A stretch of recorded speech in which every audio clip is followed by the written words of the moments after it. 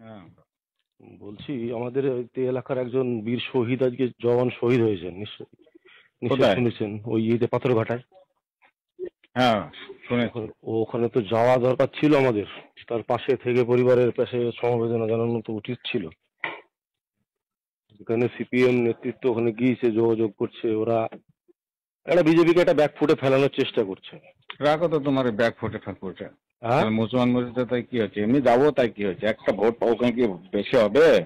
সবকিছু ভোটের হ্যাঁ, রাজনীতি দেখতে গেলে হবে, হ্যাঁ, বলুন? ভোটের রাজনীতি দেখতে হবে এখন। আমি স্পষ্ট কথা একদম। না না, ভোটের ভোটের রাজনীতি রাজনীতি দেখতে হবে। ওই একটু হ্যাঁ।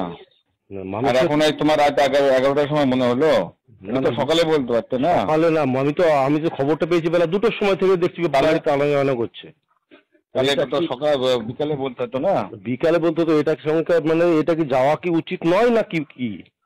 উচিত তো যায় যায়